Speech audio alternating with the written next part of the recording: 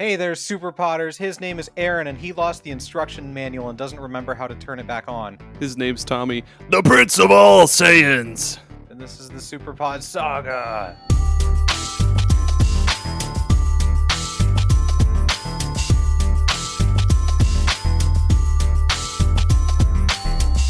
That's right, SuperPod Saga. That's what you're listening to. You're hearing our voices straight from our microphones.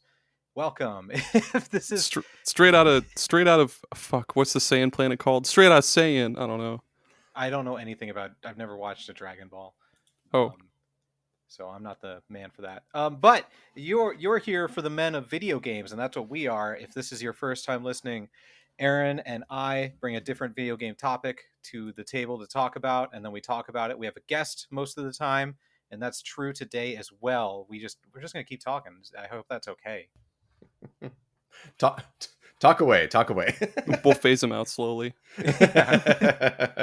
And you heard our guest there. His name is Dave from the Remember 64 podcast. Hi, Dave.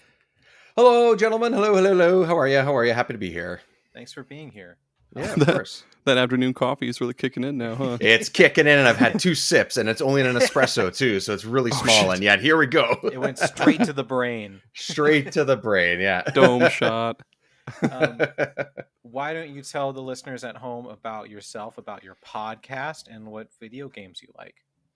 Well, Remember 64 is just an adventure through the way I write on some of the social media platforms is the good, the bad, the ugly, and everything in between of the titles of the Nintendo 64. So the goal is to somehow survive long enough to get through the entire library of that console, nice. which compared to other consoles actually doesn't have as many games. It's a few hundred, which is not nothing, but some consoles have 1,000, some of them have 600, some of them have 500. So hopefully I survive long enough. But the idea is to just pick games as we go. It's not chronological. It's not, hey, this had an anniversary this month. Sometimes we try and match that stuff up, but it is what it is. We just kind of pick a game here and there. It's myself and a number of different guests.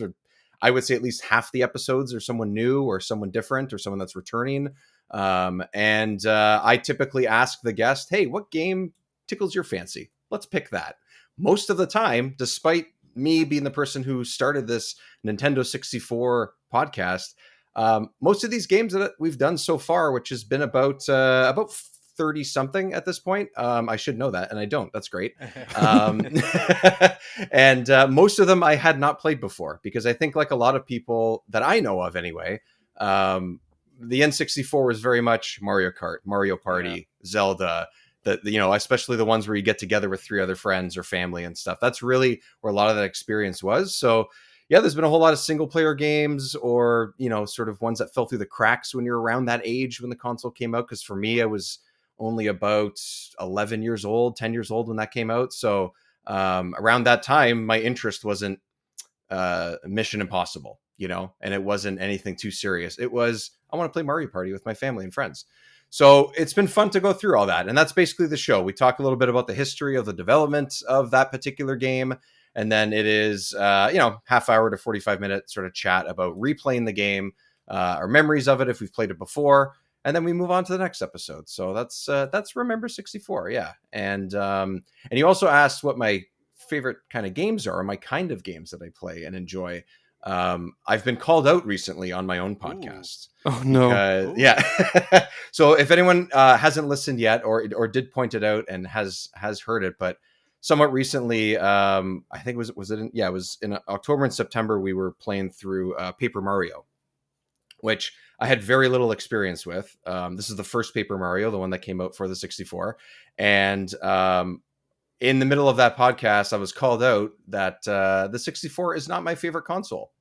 And I'm the guy who started that Nintendo 64 podcast. So yeah, that was interesting to be called out in that way. But really what it is it's sort of another sort of description of the show itself. But basically, like, I wanted to explore more of this console and of these games.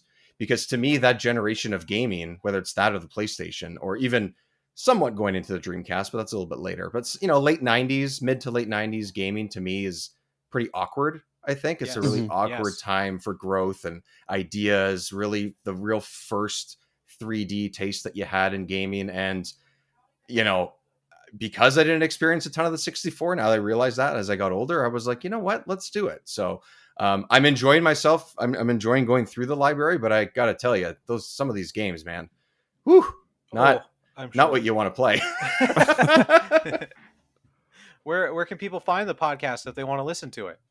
Uh, right across the board, like anybody else that has a show out there, you can find it across all the podcast platforms. Remember 64. Social media will be at Remember 64 Show. I have that name pretty much across the board on any platform you can think of. I think aside from Facebook, because I haven't had Facebook in like 4 years. So that's the only place I'm not. And if you want to find some YouTube videos, it's Remember 64, because without the dash, apparently it was taken. I don't know. But there's some gameplay videos that I've had of some of the games that I've been playing. If I have a video version of the chat portion of each episode, I will put that up as well. So you can look at my ugly face while I talk about these games that I stink at as well, if you want. So that's pretty much it. That's how it goes. Perfect. Thank you. Hell yeah. Aaron, Yeah. Aaron, where can the people find us? If they need to find the creamed corn of podcasts that is us, So good. you can go to superpodsaga.com. Your previous episodes, blog. You can leave a review on the website, social medias. We do have a Facebook, even though, I mean, Facebook ain't what it used to be. That's for true. In our support page, because if you like the show and you want to help Tommy and I out, we would really appreciate it. Become a patron. Bonus Yeah. episodes, early Early access. access. Yep. I forget the other stuff. SuperPodSaga.com. Yeah, go find out for yourself. Yep. Figure it out. Build it yourself. DIY. Build it yourself. Excellent. You guys want to know what we're going to talk about today? I'm dying to know. Intrigued. Dying. Yeah, as if we didn't pre-plan our answers or anything. Never. Never. We're going to talk about our favorite locations from video games, the favorite places to be, to explore, to have fun in, and I think that'll be fun. Yeah. Yeah. But first, Oh, before you hear from us, we're gonna read our D&T Q&A, the Discord and Twitter question and answer, because we ask the people on Discord and Twitter first to get their opinions, and we read it on the episode. That's the name of the segment. That whole thing, yeah. that whole smooth like butter thing right there. Yep. I'll start off with the Discord. Aaron asks, what are some of your favorite locations in video games? Real Dave Jackson said Central Yarnum in Bloodborne, great tutorial level, full of beasts, hunters, and the meanest NPCs who won't let you into their houses. Those cackling ladies make me laugh every time. Cackling ladies, nice. Yeah, let's hop on over to T-Town. The Krusty Boys, or as their I guess name that you change, the part of the name that you change on Twitter, says I say fuck. Their answer was huge on deserted bathrooms. Me too. Okay. That's my natural habitat. How'd you know? I hear a bit of an echo. Is that where you are right now? We always It just feels comfortable, you know? It's just one of those places. When you gotta go, you gotta go. Then I gotta That's go it. all the time. all day, every day, people. Nomad, the Retro Wildland, said on Discord, Raccoon City from the Resident Evil games. The city itself was eventually overrun by the undead and met a grisly end, but I always appreciated the fact that the city itself became as much of a character as the ones we play as. We learn a bit about it in the first game, we're stuck in it in the second game, and part ways with it at the end of the third game. It contains countless stories of survival and hope, and I always appreciated that. Excellent review. Yeah, that's great. That is cool. I wholeheartedly agree. RE games are not like top of my list kind of thing of what I love, but those early ones I have the most experience with, and especially 2 and 100%. I'm totally agree. Great answer. Here on over T-ville, we've got Michael Conde. I apologize. At Brainiac345, we'll go with that. He says Rogue Port from Paper Mario Thousand Year Door holds a lot of memories for me. Yes. That's a good one. Yes, great hub world. Yeah, but to quote Family Feud, Great answer. Great answer. Great answer. Great answer. Thrak says easily the Federal Bureau of Control. Ooh, That is a good one. yes. Excellent. Love that. Love that. I haven't played it. Oh my It's god, so it's so good. good. It's so good. Oh my god. I'm it's so afraid good. of So scary good. games, and I still managed to play the whole thing.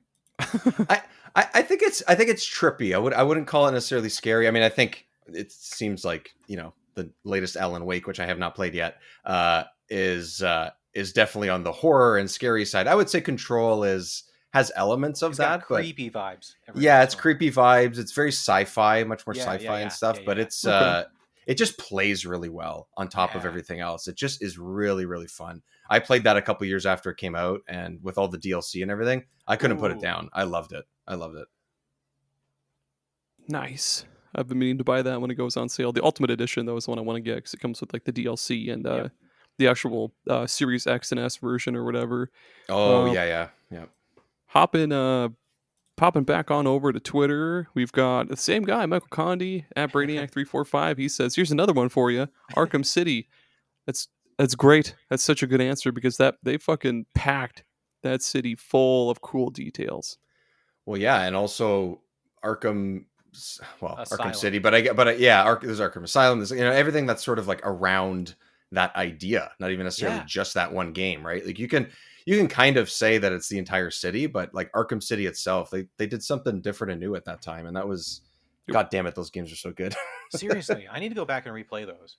Yeah, I replayed Asylum a couple years ago on its 10th or 11th anniversary or sort of thing. It sort of like sent me like a Steam reminder. Hey, you played this game 9 years ago or something like that. Man, I love those They're games so so fun. much. Oh my So god, good. they're so good. Yeah. Exodiac says, probably seasonally biased, but the house in PT. One location so magnificently designed and crafted and delightfully terrifying. That's a good answer. Hell That yeah. is a good answer. I like that. Yeah. Mhm. None of us can Never- play it, but That's true. I mean, you Yeah. could. What was I saying? Oh yeah, unless you want to head to eBay and buy a PS4 that has PT on it for like, fuck, what, $150, $200, something like that. Oh, I wouldn't be surprised if it's even higher than that. yeah, That's I feel like it'd be like, higher. Yeah. I mean, either way. I think you're like- wrong, Aaron. I think you're I think wrong. I think what we've concluded is you are incorrect. I think you're fucking stupid, Aaron. Shut the fuck up. Hey, Twitter. Holy shit. Well, let's go with the part after the ad. We'll do the whole Twitter handle. Kelly Knowles Art, because the other part is at kellyknowlesart.bsky.social, and that's way too long. I said it anyway, though, so it doesn't even matter. She says the secret aquarium in Mario 64 is so surreal and lovely. Emoji with hearts for eyes. The music, swimming inside a big tower, the view of the infinite blue sky out those huge windows, so simple but so memorable. Oh my god, Ooh, yeah. I like That's that. That's one so is. good. Yeah, that's a goodie. Back on the D train, riding that D train. Chan said, definitely going with Anor Londo in Dark Souls. Ooh, okay, that's a good one. I like Anne Orlando. Before I got to Dark Souls, I thought it was a Star Wars place. Oh, it 100% sounds like that. Yeah. Oh yeah, I can see that. All right, choo choo, Twitter train. Let's see, at Evil Cowboy Music. She says, Golden Quay from Final Fantasy 15. I have not gotten that far. I played like 4 hours of that game, and I was like, whew, that's a lot of running. Ooh, boy, is that a lot of running. Distorted Rules in the Discord group friend place said Novigrad in Witcher 3. I love the city architecture, the lore, the locations within the town, the quest lines in the city, and how massive it is. I always look forward to getting there whenever I replay the game. I can vouch for him. He replays that game a lot. Not that it's a bad thing, though. Not that that's a bad thing. No, not a bad thing at all. No. Hey, Twitter. At Gamer90S1992 or Drake is the Beast King. He says Spira from FF10. That's a damn good answer. Spira is super cool. I'm so happy I picked the Discord because the names are easier. The Butcher 21 said, since Minecraft has improved over the years, I'd have to say way deep in the caves, especially where the warden can show up. It's so suspenseful and I love it. I've never seen the Warden. Don't know what that is. I That's a haven't good played pick, though. Minecraft since it was on browsers or its own little window thing Yeah, before same. Microsoft bought it. That's Yeah, the I last think time I so. played Minecraft. Yeah. Holy cow. Okay. Yeah. Okay. All right, I'm Dave. old. I'm old, yo. We all are. Oh boy, here's a long one. Wookie Dongle VR verdict or at Wookie Dongle. He says, "Oh boy, I don't know what Dun. Wait, Dun Morogue, Lock Bodan, and then Skellige. I know what's Skellige from. That's Witcher 3. I'm pretty sure. Yeah, I, yeah, I that don't sounds right. I don't know where the first two are from, and I apologize. But those are good answers. The last Oh, they're from World word. of Warcraft. World of Warcraft. Oh, geez. Okay. Gotcha. Yeah, we were right. Yeah. Yep. The last answer in the Discord is Adam, Revival and Extinction. He says Kamurocho in Yakuza and how it develops throughout the different games and grows with Kiryu. That's an awesome answer. It's an awesome answer. I Heck especially like it in a. No, you're not in Kamurocho. In Like a Dragon, you're in a. I forget. Let's move on. Caw! I see the crow emoji that we, yeah. the winner of our Halloween 1v1. The caw! Let's go. Is there any more on Crows. Twitter? Nope, that's it. Oh, that's it. We're done. We're done with Yep. the Q&A TNA. Give me a caw. Caw! There we go. Dave? Ah! Okay, let's go. That was okay. That's a good one. Yeah. Sure. Yeah. Yeah, join the Discord and you can have your answers read literally verbatim because we're going to do that until someone does something they're not supposed to. Please, people, do something you're not supposed to. But let's talk. Let's take our turn, right? Let's give the people what they want, which is us three random schlubs talking about video games. Schlub. I'll take it. I've been called worse. I'll take it. Who's technically? I've been gone for a couple weeks. Whose topic is this? Who starts? Is it me or you? It's yours. Yeah, because I did addictive games, and then this one's yours. Okay. So when thinking of locations, like my brain goes to my most played games, which we talk about all the time. So I tried to pick different ones from games that I played. Me too. So good. I'm glad. Good answer. Good answer. I got a little mix of both actually. So there we go. Look at that. We're across the board. Look at that. Yeah, that's really good. So the first one I'm going to talk about is from a game called Battlefield 4. Oh, okay. What people think about when they think of great locations in video games. The Shanghai map from the Siege of Shanghai multiplayer map is so good and like what I consider the pinnacle of Battlefield map design. So I'm going to try and paint a picture in your head. It's the city of Shanghai, right? So it's city like, and there's a bay that's kind of like a U. At the bottom of the U is a big old tower, a giant tower, and the capture point, because it's capture point multiplayer, is at the very top of the tower. So if you want to go in there, you have to like get to the building, go in the elevator, wait to ride it all the way to the top, like 100+ floors, and get there. And then there's combat taken out there. Down along the sides of the U are other capture point. There's like a city center or like a shopping center that has like different, the ceiling is glass, so you can shoot down from above to go inside, or you can go through the stores to actually get in there. It's all the capture points have like multiple levels of how to get there, how to get from one to another. It's just so well built, and there, you wouldn't notice it because of all the chaos, but you can like go onto the streets and hit a button to prop up anti-tank things that like the tank driver would have to get out of their tank and go press the button. I just like being annoying like that. Just saying this guy like, that's cool. Press this freaking button. The coolest feature of the map though is Battlefield 4 had this thing called Levolution, where you could drastically alter the map in the middle of a match. If someone with a tank went to the tower and shot out the support, the entire tower would collapse onto the rest of the map into the bay. So everyone on or in the building is instantly dead. And everyone in the map can look in, because it's the tallest tower in the thing, just collapses onto the ground. And then that capture point that was on the top of the ceiling is in the rubble in the bay. That's super fucking cool. Oh, that's so amazing. Super cool. Man, I wish I played this game. It's and yeah, it's just it was the map that I played the most of because I just enjoyed going around this Shanghai area and doing things in Battlefield. You know what? The Battlefield games have been. I mean, I played a lot of. I think was it still called 2 and 3, or did they have different names at that time? I think they just went by simple numbers at that. I played those quite a bit. I always enjoyed these large maps that you could, Mm-hmm. really team based kind of large maps like that. And it looks like I stopped playing these games just in time for me to have a chance to knock down a giant tower, which I'm very sad about. I'm looking at a screenshot of the game. I think it's a screenshot from the game, and it's a dude on a jet ski in the bay, kind of outside of the big tower, and like that's cool. He's getting shot at, and this is a Yeah, dude you on a can take jet jet ski. skis across the bay. God damn it! That's Have Yeah. a tower fall on you. no two words in the English language make me harder than the words jet ski. That's awesome. Writing that down. We're gonna be in the middle of an episode. You'll just be like, jet ski. You're going to be at a very important. You're giving a speech. My speaking of things that make me very hard, the first one I've written down, one that I don't think anybody would expect, but it's Inaba from Persona 4.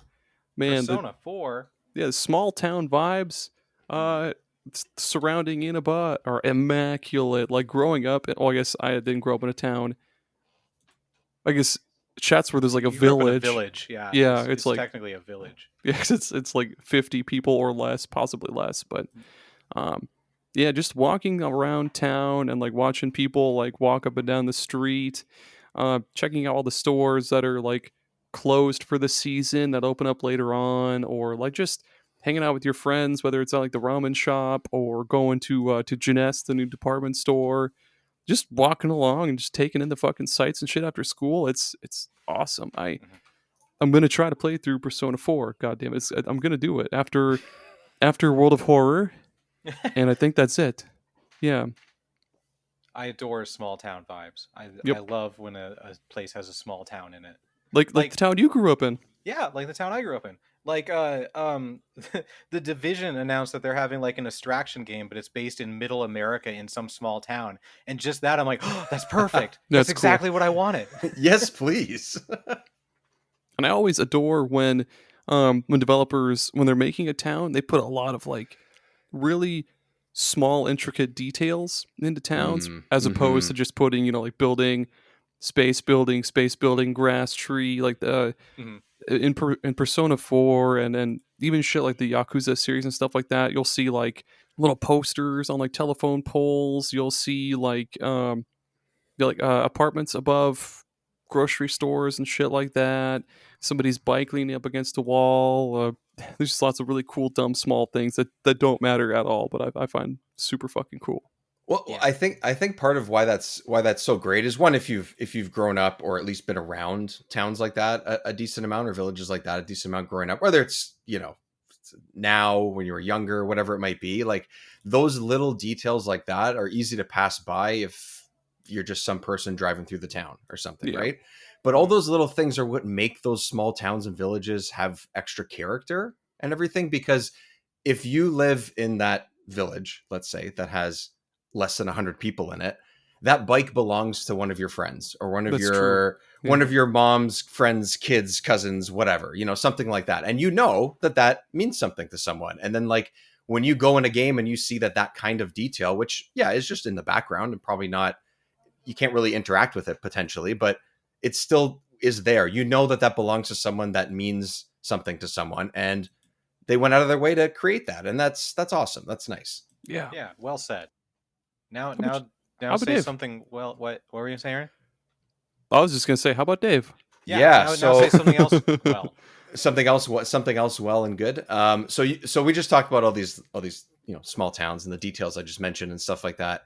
I'm going to start with this was further down my list. I don't have them like ranked or anything like that, but I was going to mention this That's later. fine.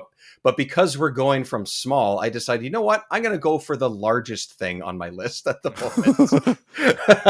moment. And my it's I wrote down the world.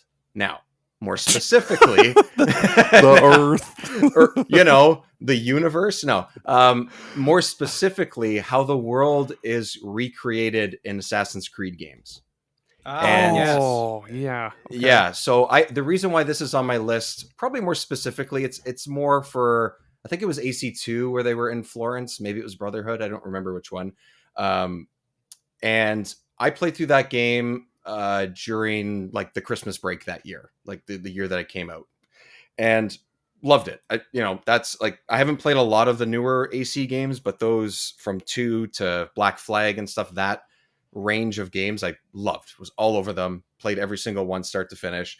But specifically in, I think it was 2, it was in Florence, the Duomo's there and all that kind of stuff. And then just by chance, about, I don't know, I want to say, 4 months prior to that, we went to Florence. My wife and her siblings, the 4 of us, went on a trip. We went to Florence, we went to Rome, and we just sort of went to a couple different cities in Italy for about, I think we were there for like 9 days or something like that. When I was playing that game, it's not to scale, but it's pretty close. And even at that time, what is that, 15 years ago now or something, 13 years ago when that game came out, Yeah. they did a pretty good job of recreating what that place is like, because I went down a street and I could almost tell you exactly where we stayed when we were in Florence. And Oh, wow. no one else that was there, none of the other 3 people I was with, could really understand how wowed I was by that. And that is the only time, and definitely the first time, that anything like that has happened to me, where I was just at awe, like in awe of what these people created and how they recreated something like that. And I just, I walked down the cobblestone street in that area in the middle of Florence and went to our hostel, and I was like, I have been here before. Or sorry, I jumped on the building. Sorry, this is in game. I'm in game and I'm jumping on the buildings and I go, I feel like I've been here before. And it just, I was like, I can't believe this. Like, this is just so cool. It's so awesome. And that's just one example, like they've done this countless times in all these games. Some of the newer ones, they have like those educational versions of the game where basically you just walk around and it gives you like the history of the buildings you're walking through and everything. I think that started in Origins potentially. That is some damn awesome, cool, impressive effort, and just amazing development, I think. So Yeah. yes, it's the world, but it's also the way that it's represented in games like this, because they take place hundreds of years ago or whatever it is, depending on which one you're playing. And those details will always be impressive to me, whether the game is your cup of tea or not. The fact that that is even possible, and the fact that they go through that kind of effort to make it that real, I love it. So that's why that's on my list. Yeah. Yes, absolutely. Because most people wouldn't know what that area looks like besides pictures and videos. So like they could literally put whatever and be like, yeah, this is it. This is what it looks like. But for them to actually take the time and effort to make it as realistic as possible is excellent. It's great. Yeah, because around the Duomo in Florence, more specifically, it kind of like there's no vehicles. You can only walk around there. And it kind of like it's just like a circle area where it's all like, shops for coffee and memorabilia and things like that and whatever. And then it just kind of branches out from the circle, almost like it would be a roundabout, like a giant roundabout in a city, but just for pedestrian traffic. And one of those streets is where we stayed. And I was like, oh my God, I love this. This is so great. So That's rad as hell. I wonder how they like. Fuck, I can only imagine how much time it takes to like map out an entire fucking city, or I guess nation. I don't know, like what you would count. I guess it would be just a big ass city. I wonder how much time it took to like map the whole motherfucker out and then make it in a game and like. yeah, Fuck, Video games man. are tough, man. No, I'm just like coming from this is coming from a motherfucker who can barely stand to make like a house in Minecraft. Like I'll just get bored after like maybe making the doorway. I'll be like, oh well, it's time to blow shit up. All right, boys, get the axe. I did it. I beat Minecraft. No, never. Never. That is awesome though. Yeah. Dave, you influenced me because you unlocked thoughts in my brain of a game that I didn't even have written down, but now I have to talk about it. Ooh, okay.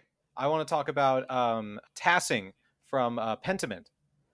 Oh, Talk about a recreation of an area in the past. It's in southern Bavaria or northern Bavaria, which is southern Germany, modern day Germany. But the way that it was just recreated from like the 16th century, so the mid 1500s, like it just feels like you're actually there, or I assume what it would be like to actually be there. Like how it's laid out, how it's got an abbey that basically is the quote unquote government because the religion rules everything back then, and and how all the different people around have opinions on things, and they're just doing their jobs. Like, you never think about how back then people just did their jobs and then went home, or sometimes their job was at their home if they were a farmer or a or a blacksmith or whatever. Like, it was just it, being in that time period in that area. I was like, this is the best thing in the world. I want to spend all my time here. But And seeing it but then in the style that it was in too, while still keeping that feeling of being in that area, was also impressive. Yeah, I agree. man, I can't imagine living in those times though, because I know I would say some really out of turn shit and get burned to death. I would say like, "Oh fuck yeah," or something stupid, and they'd be like, "Witch, witch, Get the steak." I mean, not that like if I were from that time, I'd be saying fuck, because like I doubt, like in Game of Thrones, they say fuck and shit like that, but I doubt they said fuck back then. They probably said like, They I don't probably know, spoke Bavarian or whatever language it was. Whatever that is, yeah. give me a Bavarian cream donut or whatever the fuck they say. I don't know. I remember when I was playing it, it was like the smallest detail. One of the characters is sending a letter to another character about what life is like there, and I was like, "Wait, they had mail in the 1500s? How would you even send a letter? Like, the person would have to travel on horse so far." And so I just went on a Wikipedia rabbit hole of how postal systems worked in the 1500s. That's just education right there. That's all Yeah. that is. That's great. God, that would be the worst fucking job on the planet, being a mailman back then. Yeah. You have to drive, well, not drive, you have to walk or ride so far, and there's no house numbers, No. so you have to probably knock on every door. Or I guess they probably just went to like a post office. No, I don't know. That sounds awful.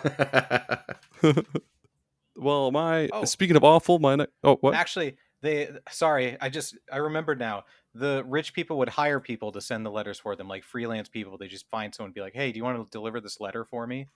I'll pay you." Oh, Ah. okay. So they didn't have like an actual dedicated postal worker. Like if you wanted to Yeah. to deliver Yeah. a message, you would either bring it to the person. Okay. Hmm. Okay, that makes sense. Yeah. Okay.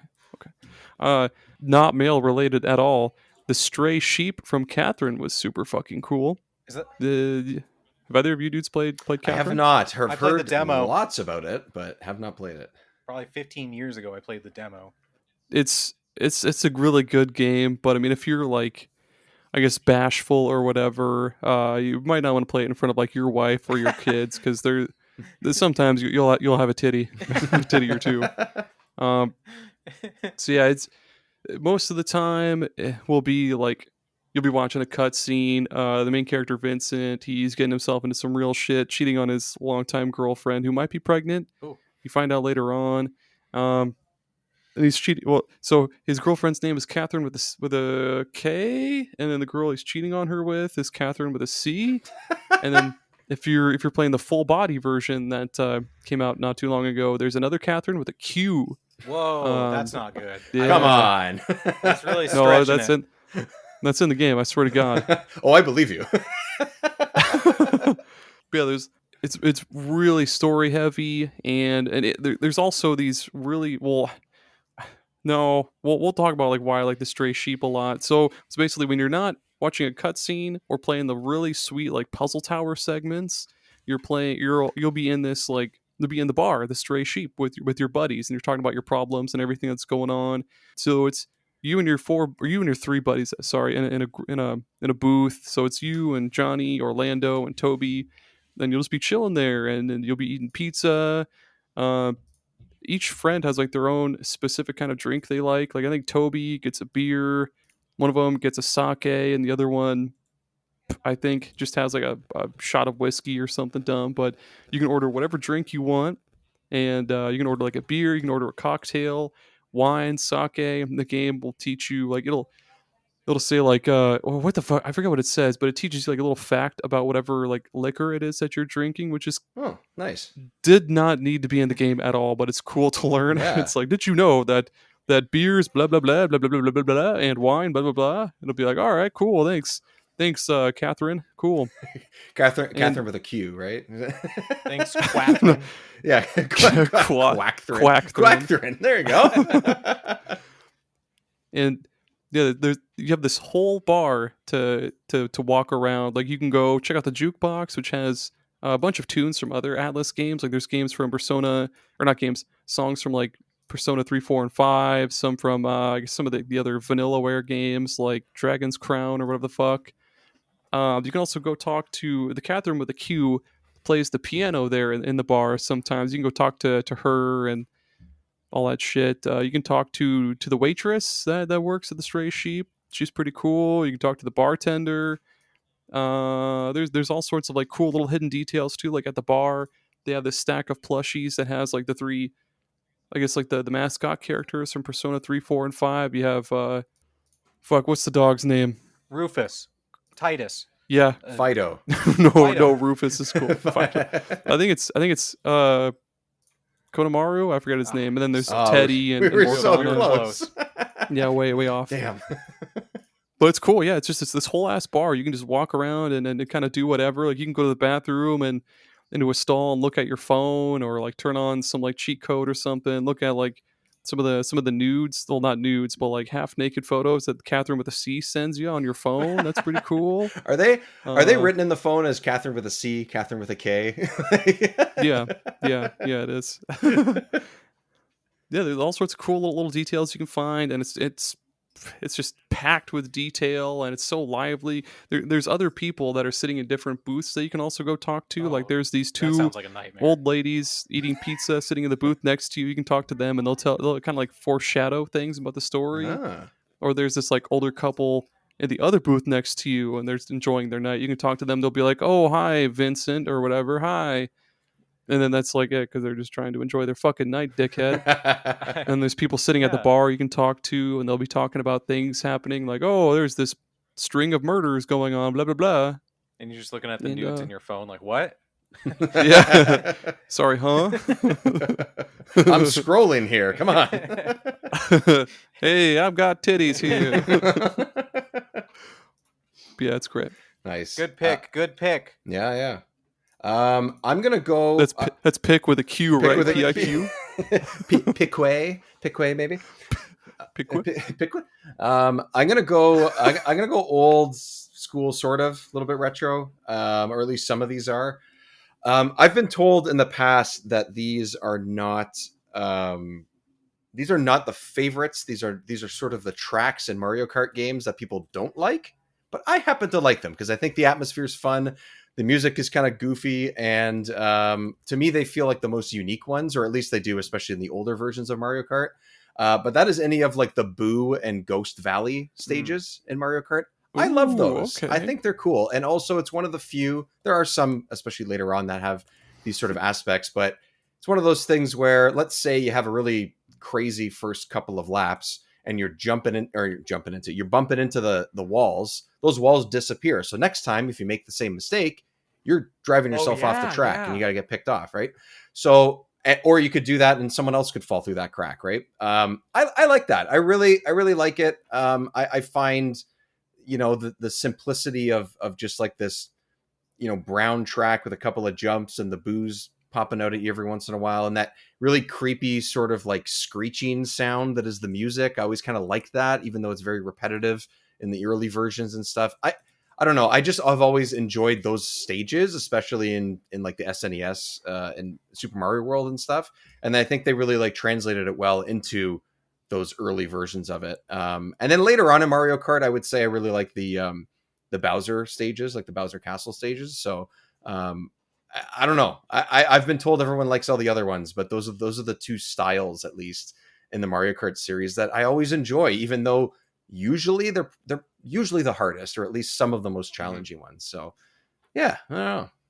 Yeah, That's I agree. agree. Getting those Mario vibes into a kart racing level can't actually be easy, but Nintendo obviously makes it look easy. Yeah, exactly. Like, how do you turn Bowser's Castle, for example, into like a race? Like, why the hell would he have like a racetrack driving around that and through his castles? Like, it doesn't, it's just an excuse to have a level with lava, I guess. But, especially in a game like Mario Kart 8, where like the levels are very inventive and very different, and, recreations of some of the older ones and stuff like that. I don't know. I just find that level of, it's sort of challenge, but even if it's really hard to fall off the stage or really hard to fall in the lava and stuff, just that extra like darker vibe in Mario Kart somehow feels fresh compared to the rest of the game, like the ones that are, on the beach or driving through, regular parts of the Mushroom Kingdom. So yeah, give me the dark shit in Mario Kart. How about that? That's my answer. The dark shit. Have you Give me that good. Have you seen someone is making Bloodborne Kart? What? I fucking saw No. that. Yep. They made a PS1 demake of Bloodborne, and now after that they're using the assets to make it into Bloodborne Kart. The trailer just came out like last week. Oh, I gotta check that out. That Those seems games right up your alley. That would be, yeah. Give me the dark. Is there going to be any kind of like Bloodborne mechanics in there? Like, what's the deal? I assume so. They have Bloodborne weapons. Amazing. Yeah, that's like that's fun. Like, I think it's because it's the very like with these stages that I mentioned. I think it's because it's so different from the rest of the games. Yep. And they're still fun, like I can't remember what they're called. I mean, it might just be called Bowser's Castle, one of the original tracks in Mario Kart 8, which, I haven't played in a couple of years at this point, but like, of course I can't remember it. That game's been out for fucking like 25 years at this point. So, it's just, they don't just recreate like, hey, let's just drive in a circle around a castle and through a castle. You're going up ramps and you're going sideways and you're upside down and the lava's coming down on you instead of up because you're upside down. Like all those little things. It's just, they try to do something different. And then all the lights are out, you're not in happy-go-lucky Mario Land anymore, Mushroom Kingdom anymore. So it's just, I like having something a little different. And also I guess I'm a hipster in a way because I like the stuff that other people don't. I don't know. Yeah. That's great. Here. Yeah. All right, sweet. Yeah. Should we do an ad break, Aaron? Yeah. Okay, Yeah. Dave, close your eyes, cover your ears. Will do. We'll be right back. I wanna take you for a ride. I wanna take you for a ride. Hey, what's up, Super Potters? Tommy here. I just want to give a big shout out to our patrons. They are all wonderful, stand-up fellows. Thank you, Adam, Jameson, Jared, and a novel console for your support. It genuinely means the world to Aaron and I to have such handsome, talented patrons. And I truly believe the universe will reward you in some karmic way for being a patron to SuperPod Saga. Thank you. I wanna take you for a ride. It's really important to stay hydrated. They say to drink 8 to 10 cups of water per day to stay properly hydrated, but sometimes that can be difficult to do and completely inconvenient, and most of us don't feel like carrying a gallon of water with us at all times. That's where Liquid IV comes in. Liquid IV is the category-winning hydration brand fueling your well-being, and their hydration multiplier is the one product you're missing in your daily routine. In just one stick, you get 5 essential vitamins and 2 times faster hydration than water alone. Use it first thing in the morning, before a workout, when you feel run down, after a long night out, or on long flights. Man, in Iowa, the summers can be brutal. 90 degrees and tons of humidity, and that just saps the energy and water right out of your system within just a few minutes. Luckily, Liquid IV hydrates 2 times faster than water alone, with 3 times the electrolytes of traditional sports drinks. It's very important to replace those electrolytes, and I just love how quick and easy it is to use Liquid IV. You just get 1 packet and a bottle of water, and you just pour that packet into the bottle of water, shake the heck out of it, and bam, you are good to go. Since using Liquid IV, I've felt way more alert, active, and just plain better versus drinking water alone. My favorite flavors to go to are the Yuzu Pineapple Energy Multiplier and the Tropical Punch Hydration Multiplier. I can't get enough of those ones. And what makes them even better is, like I mentioned earlier, they're packed with 5 essential vitamins like B3, B5, B6, B12, and vitamin C. And again, 3 times the electrolytes of traditional sports drinks. And they're non-GMO and free from gluten, dairy, and soy, which is just great. So you can get 20% off when you go to liquidiv.com and use code SuperPodSaga at checkout. That's 20% off anything when you shop Better Hydration today using promo code SuperPodSaga, SuperPodSaga at liquidiv.com. You have a great one, superstars. I wanna take you for a ride. Hey there, Super Potters. You may be wondering how Aaron and I, bumbling idiots that we are, managed to record, edit, and distribute our world-class podcast, the SuperPod Saga. The answer, dear listeners, is Zencastr. Let me tell you more. It is so easy to record a podcast with Zencastr. Log in using your browser and start recording a high-quality podcast right away. Record studio-quality sound and up to 4K video with your guests. Feel a sense of zen, knowing Zencastr's multi-layered backups ensure you always have your recordings in the highest quality, even if the connection is unstable. It's an all-in-one service! If you have thought about podcasting before and realized that you need a lot of different tools and services, those days are over. With Zencastr's all-in-one podcasting platform, you can create your podcast all in one place and distribute it to Spotify, Apple, and other major destinations. Go to zencastr.com/pricing and use my code SuperPodSaga and you'll get 30% off your first month of any Zencastr paid plan. I want you to have the same easy experiences I do for all my podcasting and content needs. It's time to share your story. If you're a fan of coffee and you're looking for something different, I think we've got just the thing for you. That's Bones Coffee. Bones Coffee is not your usual coffee company. Of course, it's all sugar-free, gluten-free, all that stuff because it's just coffee, nothing added to it. But they roast each batch of coffee beans to your order, and they've got just a bazillion different flavors to choose from. They've got your usual French vanilla, salted caramel, they've got Irish cream, of course they've got decaf, single origin coffees like Kenya, Guatemala, stuff like that, even what they call high voltage, which is extra strength, extra caffeine, but they have all sorts of other awesome kind of out of the box flavors. They've got ones like cotton candy, maple bacon, and even mint chocolate chip ice cream. And they're always coming up with new crossover flavors, like they've done a bunch for Nightmare Before Christmas, Indiana Jones, even Spider-Man, of all things. And they're also coming up with new seasonal flavors all the time. If this sounds right up your alley, feel free to use the link in our episode description and use coupon code SuperPodSaga at checkout to get 20% off your order. That's SuperPodSaga at checkout to get 20% off your order.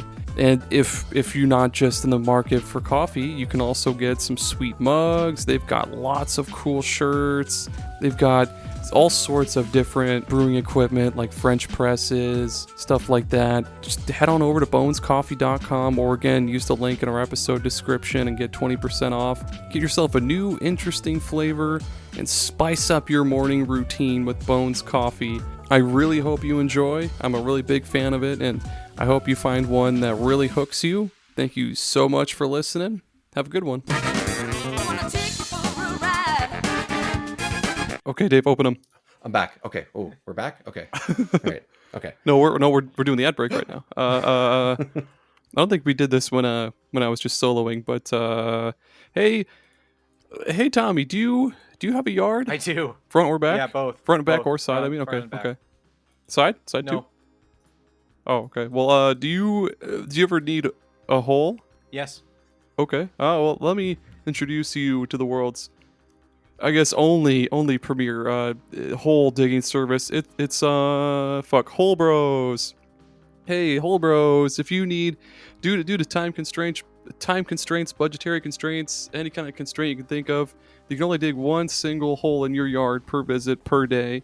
So, yeah, whether you need a small hole, medium-sized hole, a big hole, a bigger hole, Hole Bros, hey, they're there for you. They've got all the equipment they need when they show up. You just tell them, hey dog, dig there, and they'll dig a single hole. They'll be like, how big? You say this big, and you use your arms to like show them how big, and they'll be like, you got it, buddy. Tommy, hey, what's your experience been like with Hole Bros? So whenever I go into a body of water, I always go to the part that is just shallow enough that I can dig with my arms, so I can dig a hole without my head going under the water. They've been a real help with digging more of those holes when I go into a body of water, and I really appreciate that. It's my favorite thing is to like dig the hole, and then stand up and wave at my wife and be like, hey, look at this. And then I start walking like normal, and then I fall into the hole like a couple feet. Oh, it's just the best. She's like screaming in horror. Oh my God, Tommy! And you're just like, this bitch. No. Hey, Dave. What's your experience been like with hole bros? You know what? I also have a yard that has a very small front and a decent sized back, and sometimes I want to make those sides a little bit even. So I will ask to, let's even things out a little bit. Let's take a little bit from the back, put a little on the front, party in the back, party in the front, kind of thing, and and things feel a little bit more even every once in a while. Then after a week, when I get bored, I ask them to even it out again and work on making things. Take that hole that we previously dug and put it in a different spot of the front yard, So my wife's not too happy about the fact that we have holes in different places, but and I don't seem to fill them. I just sort of keep like asking them to dig more. But maybe one day I'll be able to create a super cool, underground passage from the backyard to the front yard, and I can just spend all my time outdoors and underground. It's cool. It's cool. They won't dig the tunnel. I will, but at least the hole will get that project started. So that's always That's fun. true. Yeah, that's true. At least you get to the underground part, and then it's all up to you at that exactly. point. Exactly. And I did use my arms also with the depth as well. I sort of went from reach for the sky and then touch the ground. It was like that. And they said, yeah, of course, no problem, done. Boom. It was great. That's right, folks. You heard it here. Whether you need a small hole, hey, do you need a small hole in the front of your yard? Hole bros will dig it. Do you need a medium-sized hole for God knows what? Hey, hole bros will dig it. Do you need a hole for a body for whatever reason? They won't question it. Hole bros, baby. It's call 1-800-420-HOLE. That's right, 1-800-420-HOLE. HOLE. I don't know what that would be on a keypad. Figure it out for yourself. 1-800-420-HOLE. Thanks, Hole bros. bros. Thanks. I wanna take you for a ride. I wanna take you for a ride. We're back. Okay, on the count of Oh, no, we're not back. no. On count of three, we'll say it. We'll all say it at the same time. We'll say, "And we're back." Everybody ready? We're gonna say, and we're back. Yep. On the count of three. Alrighty. 1, 2, 3. And And we're we're back. welcome Yes. back Yes. Love it. to the most perfect podcast ever created. We're talking about locations and games. And Die Hard, the board game. Die Hard, we're the Die Hard, the board game of podcasts. I want to talk about something in a totally different vein than the dark, spooky Mario Kart stuff. I really enjoyed the island in The Witness. It's Ooh. yeah, it's fun to explore. It's got a bunch of bright colors, which is good for my happy part of my brain. But like when you think about The Witness, the gameplay in The Witness, it is literally just drawing lines on a tablet. That is all you do for 10 hours is you go to a tablet and you draw a line on it. And you go to another tablet and draw lines on it. So how do you make anything else about the game fun to do, I guess is the question. And they did a great job in The Witness with just how the island is set up. Like as soon as you exit the tutorial place, everywhere you look is like a different looking environment or a different looking building that you're like, I gotta go explore that. And then you go up to that place and you're like, oh, there's more panels here for me to draw, and this is exactly what I wanted. And how those panels take you further than you could ever imagine on the surface of the island is super fun. Like the first time I went to a desert area and started drawing on the panels, and it like opened a door, and then I went underground and had a whole exploration thing with that. I was like, oh, this is cool. Or you go through some forest where you hear bird sounds and all birds and stuff, and then the puzzles incorporate those bird sounds into the lines you draw. Yeah, I remember that. Oh my god. It's or you go into a building that has vines everywhere, and you need to adjust how you're looking through the slots in the wall so that the vines line up for you to draw those lines. It's just picture perfect in how you could take a gameplay mechanic that is just drawing lines on a tablet and giving you so many different places to explore. Or like when you finish an area, this box comes up from the sky and shoots a laser to the top of a mountain. And you're like, I gotta go see what's on that mountain. What's this laser? I gots Yeah, to I gotta know. know. When you get up there and there's like these statues holding a box, and you're like, this is weird. And you can draw on the box. I'm like, okay, love it. Love it. Love it or list it. Definitely not going to list it. Next, speaking of listing things, up next on my list. What a fucking Nice, stupid. nice, No, nice. no. You Don't know do what? that, man. That's awful. Usually the best transitions and the smoothest ones are the ones that you point out, and that was awesome. So I'm going to point it out. Oh man. Okay. Hang on. I'm typing a thing. Here we go. Okay. Yeah. My next one. I just replaced one because I just thought of this next one. Isle Delfino from Super Mario Sunshine is super fucking Oh, cool. nice. For one, I'm a really fucking big fan of games that really make use of cohesion. No matter what part of the island you're on, in any level, you can just look out in the distance and see other parts from other, like I guess, other parts of the island. Like if you, no matter where you are, you can see Corona Mountain right there, smoking and shit. You could be over in fucking the harbor or whatever the fuck it's called, and you can see Pinna Park. Like you can see the fucking Ferris wheel and like the roller coaster and shit like that. You could just be in Delfino Plaza and you can see the airship or not airstrip, sorry, airstrip from right there. There's just little bits and pieces that you can pick out if you just look out in the distance from like no matter where you are on the island, and that's super cool. Um, but then Delfino Plaza on its own is super cool. It's like the perfect little, I guess, hub or like I guess practice area for you to practice Mario's moves and shit on. All sorts of cool collectibles and stuff, and like the little like news updates it gives you on the bottom of the screen will be like blah, blah, blah, blah, and then it'll be like Yoshi eggs have taken over the fucking world or something. Shoot them with water and juice, and then you just jump around and jump on people's heads over and over and over until they get really mad. That's about it. Isle Delfino. It's really really cool. That's the one mainline Mario game I don't think I've played a single second of. Tommy, Well, I It's- will say that I'm a little bit. I've played several seconds of it, but I have only played it. I have only played it in Several. Yeah, several. I've only played it like in chunks, sort of like when you watch a movie or TV show in pieces, and you can kind of get the gist of it. I have definitely not fully experienced that game, but I don't feel like I've given it a fair shake because of the way that I've played it.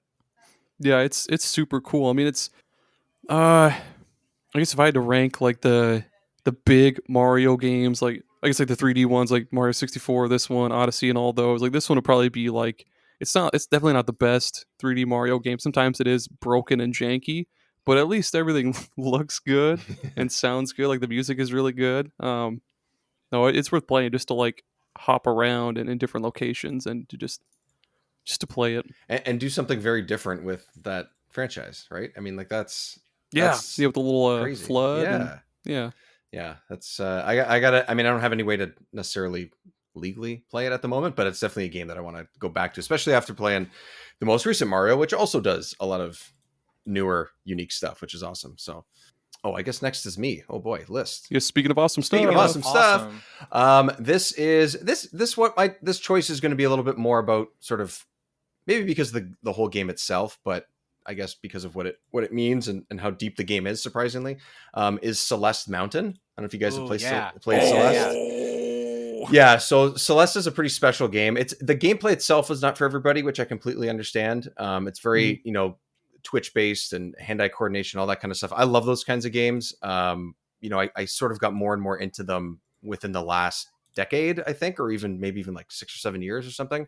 And this is the one that always stands out because the gameplay is so tight and so cool, but it's really the story that it tells that makes Celeste Mountain the location special because, it's really about growing as a person and struggling with mental health and battling your inner demons very clearly, and interacting with other people in really cool and interesting ways. And the mountain is really just, a metaphor, but it is actually a physical mountain in some ways as well. And I just think Celeste is a special game. And even if that kind of gameplay of really sort of tough platforming mechanics is not your thing, I don't know if it would hit in the same way if you watched, a playthrough of this game and the story and all that, because I feel like there's something about that really high difficulty in games like this, that when those story moments happen, when you're talking on the phone or when like the end of the game comes, like those moments, those story beat moments in the game, like I feel like they're extra special because of that, because of the struggle that you've gone through, probably dying, 15 times just to get through one screen. And that's part of the experience. That's why I think this game is so well crafted. And yeah, I think Celeste Mountain itself is really just like a setting for the overall feel and message of the game and everything. And again, I just, yeah, this is a game I think about often and think about replaying often. One, because I just love it. I think it's a fantastically made game, but the music is great. It looks awesome. The story's great. And I just, in some ways, want to put myself through that again for some crazy reason. But it's, yeah, Celeste Mountain is for sure on my list, for sure. That's a good one. That's a great one, I would say. That's one that both Tommy and I have beaten. Yeah. One of the rare ones that we've both beaten. Nice. That list might be only like 5 games long. And this is one of them. Yeah. Speaking of games that I play that Aaron doesn't, the Cosmodrome Old Russia area in the first Destiny game is what I want to talk about. Because Wait, I've played the first Destiny. no, you haven't. Okay. Sorry, Chef. Sorry. It's the first big open area you get to explore in the first Destiny, which was like 8 years ago now. Holy cow, where did time go? Jeez. But just walking out from you start off and like you have to go through the wall, and then you got to fight some aliens in the wall, and you go outside the wall to the old Russia, the Cosmodrome, and it's a bunch of it's where Russia's space program used to be. So there's a bunch of rusted rockets all over the place, and there's aliens everywhere fighting amongst them. But like, it's just wild how much there is to actually explore in this place. They made it so it's a big loop, so you can go just around in a circle to everywhere. But every story mission, every strike mission branches off from those, so it just feels like an actual world to explore, which is really amazing 8 years ago. Because back then, like, they went from what, Halo to Destiny, didn't they? Because Halo was story-based missions, and here they're like, nah, it's open. You can go wherever. And it really felt like you could. And seeing all the old Russian broken down rockets everywhere, and the aliens going through them, and seeing the aliens fighting each other, finding all the hidden places to explore. It was just such a fun looking environment to get lost in and just spend time in. Like, I couldn't wait to get home and just run through everything to find resources to collect. I knew that place like the back of my hand. That's super cool. And now Destiny is a mess. A mess, I say. I played so much of the first game, and ironically, like, so little of the second game. The first game had, a lot of really cool small details, like in the what's the main, like, the hub place, like the tower. Tower. Yeah, the tower. Is it really just called the tower? Yeah. Oh, okay. Yeah, the tower. They were just like, what was it? There was that one place for like the Crucible, or that like limited time space you could go to that like usually is blocked off by like boxes and a door. I don't know. I don't remember. Right. It's cool. It's cool. They had stuff that you could explore the tower for a long time, and eventually they were like, a new guy's here, and he just went and opened that door, and you can go in there now. And you're like, what? Yeah. and then Zur is there, and then there's like 80 people around Zur, and he's like, whoa, hold on. Everybody wants a piece of Zur. I'll never forget I was fighting aliens on the edge of a thing, and something knocked me into the air, and I flew off of what I thought was going to be like a cliff. I was like, okay, I'm going to die. And I landed on a walkway, and I was like, excuse me? And I looked to the left and see that it goes up to the area I was in, but no one would ever see that because it's on the very edge. So I followed it, and I went into an underground cave. And like, as soon as I walk in, my light lights up, and there's like a hive knight in there, and his level just says 3 question marks, and he just destroys me. And I'm like, what was that? It's not like a part of any mission or anything. It's just something you can stumble onto. Nice. Damn it. That game is so good. All the little hidden small secrets, and Bungie, man. Bungie. I miss that. Well, speaking of games that make you go, my next one is I really love Treno in Final Fantasy IX. It's first off, holy shit, that like I guess like the town, the song for the town, where it's like it's just all piano. It's like dun dun dun dun dun dun dun dun. It's got like a really really jazzy, like casino-y kind of feel. No, I don't know if you'd call it casino-y. I don't know what the right word would be for it. I'm really bad with music. It's Treno is there's so much to this fucking town. Like there's the Coliseum, or not the Coliseum, I guess. Like there's a weapon shop where you can go to like fight monsters, or you can go to the card tournament if you want to, and beat people up with cards because that's really fun. You can go to the auction house and win some super rare items that you. There's a couple that you can't get anywhere else, like the dark matter. Like you can literally only get the dark matter to summon Odin from there.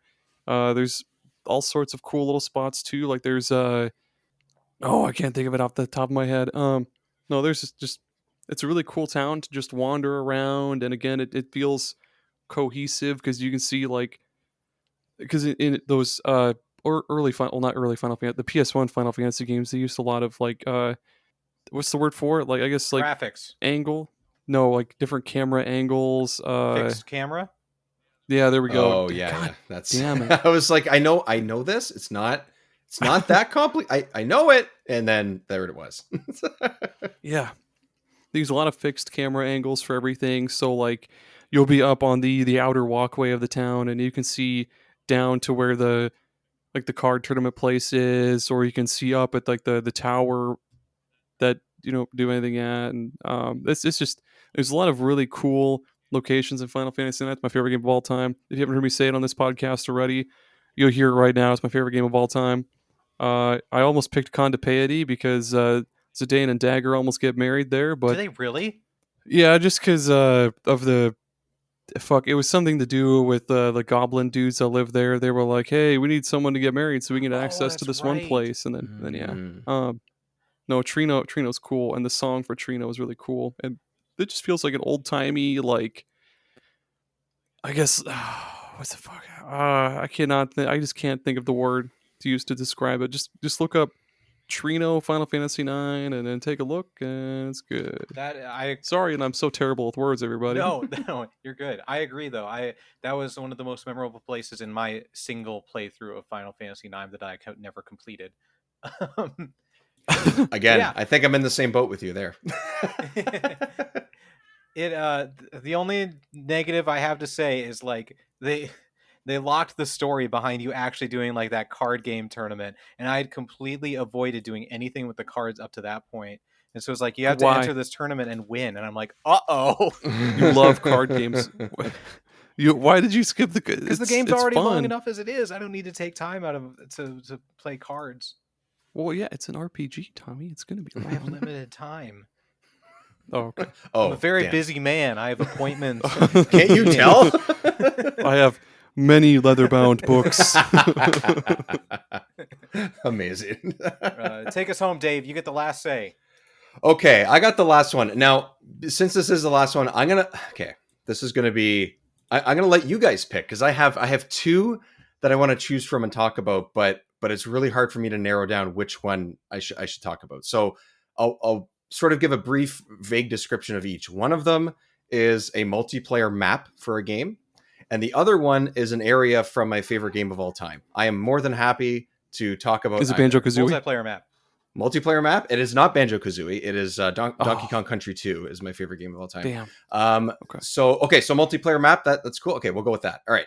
So speaking of Bungie, by the way, how about Blood Gulch from the first Halo? Yeah. Because that is similar. How I had a bit of a story to tell with the AC maps and recreation of the world and all that stuff. Blood Gulch, more specifically, but just Halo in general.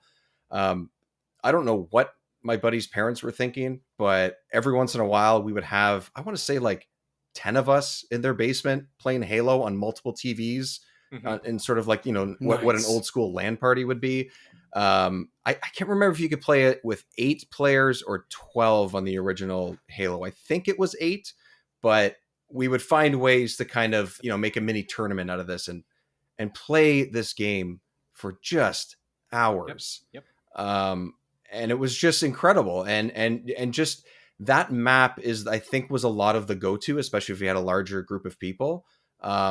And, it's really old school, at least somewhat old school, first person shooter on original Xbox. And it's just like a map that everyone I think had the go-to because it's open enough that you can snipe people from the other side of the map, and you can basically own everybody with the pistol. You can add just rockets. You can put in the just warthogs. You can do all these different things with it. And I think Blood Gulch is the one that, if anyone doesn't know the name offhand, it's just a big desert area with 2 bases, I guess, on each side, and then a couple of paths on the right and left side of like the mountains that surround the map itself. And it's just like a playground to do silly things if you wanted to just be silly, or a playground to just go nuts with a bunch of friends and just have like that dual stick early FPS style that is now insanely common and was once this game came out. So I just think it's like a revolutionary multiplayer experience for me. And this map, I think, always stands out above the rest. So I got to go with that. There's a bunch of different maps on Halo 1 and 2 that, you know, I think I could go to, but that's the one that, like, we would still, even when Halo 2 came out, we would still be like, you know what? Yeah, this is fun. You guys want to play Blood Gulch? And then we would just put the original Halo in and play that. Even if the mechanics weren't as sharp as what they were in the sequels. Like, it was like, screw it. I just want to own everybody with the pistol. I want to hit you with one shot headshot with the pistol while you're aiming a rocket at me. That's what I want to do. And just a ton of fun, man. Like, I just, those days and eat, like, I mean it. Like, we would show up at 3:00 in the afternoon at this guy's house. We would be there and our friends, and then his older brother and his buddies would be there. And it would just be, let's be honest, it would just be like a shit show of teenagers screaming and yelling for like 12 hours. And it was the best. It was the best. So it's a little bit of a nostalgia pull, but yeah, that's where I got to go with that. No, I agree.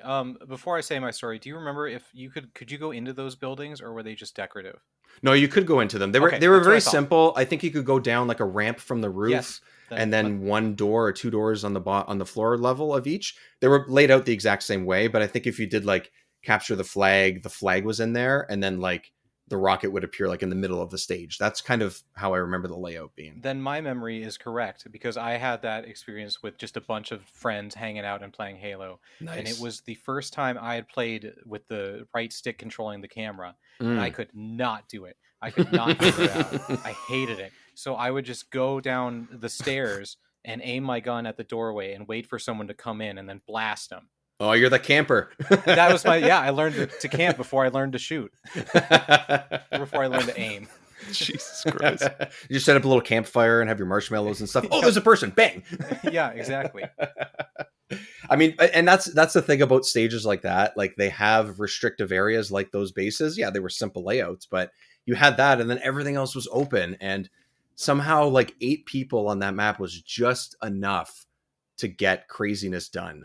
And just, you know, go wild with it. So I think it's something special, man. At this point, it's over 20 years old, which is just wild to me. But I remember those days like they were yesterday. So it's awesome. Good pick. Nice.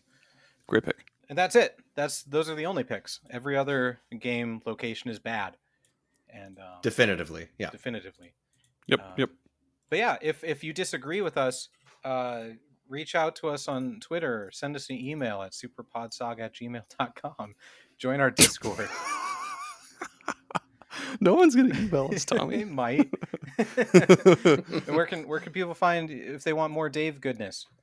The Dave goodness. Wow. I mean, I don't know if I'm that good, but Remember 64 show across social media. Like I said earlier, anything but Facebook essentially is where I try to keep active. It's really hard to keep up with stuff. Like, there's so much shit to do, man. But I love it. I love interacting with people, hearing from people, and, you know, putting out the goofy stuff that I do. So, Remember 64 show across social media, and Remember 64 is the podcast. Yeah. And what about us, Aaron? What about us?